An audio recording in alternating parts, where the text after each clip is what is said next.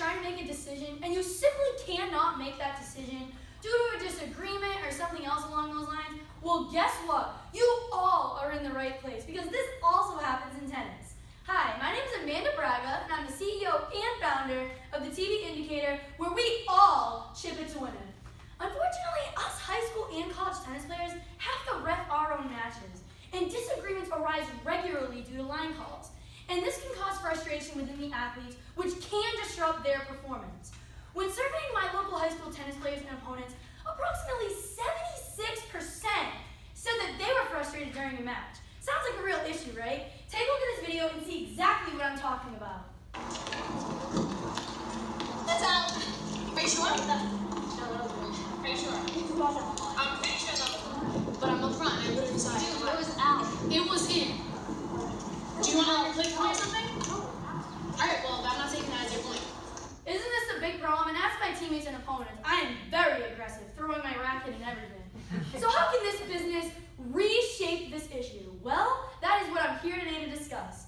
Our mission with this business is to design 6 sensors and balls that will ensure fairness in a match. Now, it'll also determine accuracy of the calls, make the match more efficient and quicker, but it will mainly, I emphasize, it will reduce frustration with athletes, which will enhance their performance. So how does this work? So there's a microchip that is embedded inside of this tennis ball. This chip is Bluetooth compatible and can connect to all 6 sensors indicated in this diagram.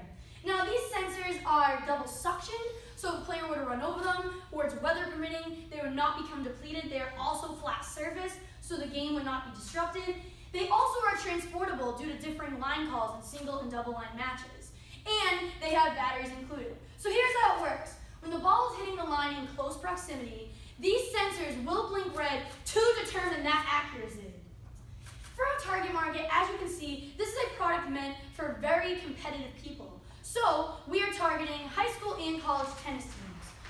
We also are going to be targeting administrators and athletic directors because they are the ones agreeing to implement these kits onto their courts. We want very conscientious people. They want the game to be played fairly because with this business, we have the entrepreneurial mindset. We are identifying a problem and we are solving it.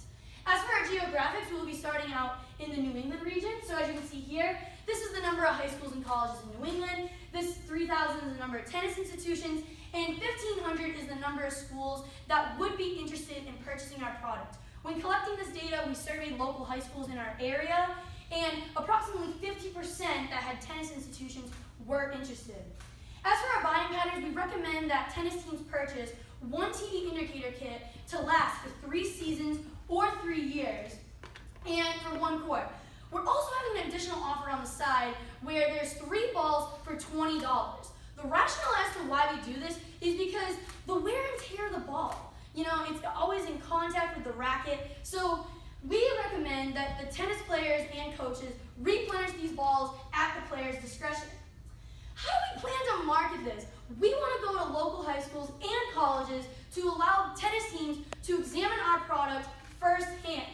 We also want to post on social media outlets such as Instagram, Facebook, and Snapchat. Follow our Instagram at TV Indicator. It is very trendy. And we want to go to trade shows, sport conventions, start on Kickstarter, and sell on popular online websites such as Amazon and eBay. We do have a competitor. That competitor happens to be In-N-Out. A little bit about In-N-Out, it is a touchscreen that is placed on the net of the court and is also Bluetooth compatible and can detect all the lines. But I'm here to tell you how my product is more advantageous. So I emphasize it is all about accuracy. Think about it like this. If a ball is hitting the line or in close proximity, my sensors are a lot closer to that line versus a touchscreen that is placed on the net of the court. My product is more cost efficient, as you can see, and more accessible. Some of my qualifications, I completed a marketing internship for renewable energy, so I do have that business foundation and want things to be environmentally friendly. I have also played varsity tennis for 3 years and am currently the captain. And I have a very big passion and desire to own and operate my own business. One TV Indicator kit will cost $100. Now this product is being manufactured at a factory for $50, so that's why there's no labor cost indicated. We also have a shipping fee for $5, so my contribution margin would be $45. Now, we have bills to pay every month, am I right? So I'd have to sell 4 kits in order to break even my units. And as you can see here, this is my variable expenses, my manufacturing costs, and my fixed expenses for the month. Our current status, we project to sell $12,900 annually in sales the first year. We plan to double this profit within the second year, and we want to visit some local high schools and colleges to promote the TV indicator. As for our future plans, we want to expand nationally, and we emphasize we want all high school and colleges to convert to the TV indicator. We currently right now are in collaboration with Massachusetts Interscholastic Athletic Association to redesign the game of tennis to have this product implemented into the rules. We also, as we expand, we will be targeting more recreational use, and we'll be offering an option for subscription with athletic departments. Now, our product is also in the process of being patented, and we are working with an engineer at our school to design this prototype. As our plans for philanthropy, we will be instructing tennis lessons once a month at our local Dartmouth indoor tennis courts to pursue a passion for tennis with kids. We also will be donating to the Arthur Ashe Foundation. In case any of you aren't aware, Arthur Ashe is a current tennis player. He died of AIDS, so this is a very essential to our product. Balls that cannot be refurbished will also be donated to hospitals for walkers for a better glide. And finally, for environmental purposes, customers that return the TV indicator return the products back to the TV indicator will receive a 5% discount, because come on, we have to be environmentally friendly, am I right? So we want to thank you all for considering the TV indicator where you all chip it to win it. My name is Amanda Braga, and thank you so much for your consideration.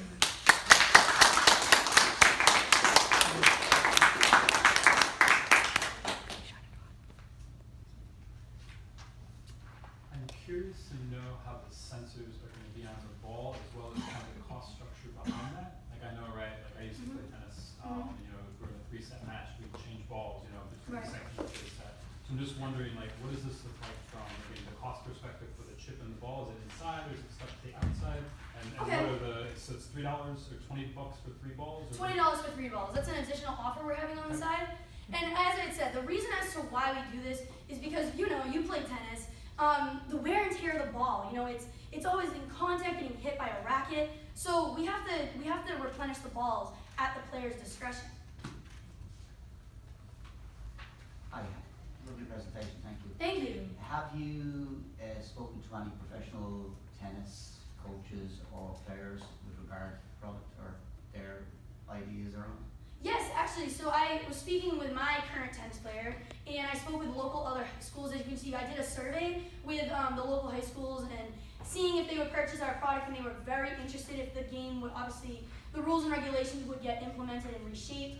And they are very interested, and they've offered great insight in regards to my presentation and my product as well.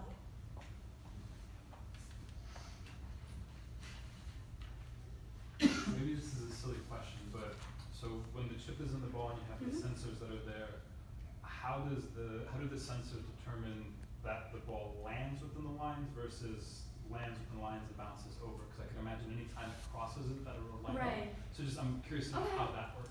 Right, so think about it like this. My product is like infrared rays. It's like an electrical fence. Think about a dog that is on a collar and stuff like that. That dog is like the tennis ball, and my sensors are actually the electrical fence. So they can detect those lines, the lines that are actually on the court, and they, like I said, when the ball crosses the lines in close proximities, the lights will blink red to determine that accuracy. It's like an electrical fence, basically.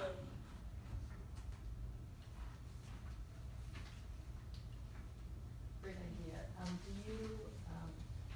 Do you foresee this changing tennis, like professional tennis, or is this something that will help people grow in their career so that they can go into professional tennis where we would not be using these type of balls? Awesome question. So, as I had stated in my problem/opportunity slide, this is a problem that high school and college kids have to deal with because we have to ref our own matches.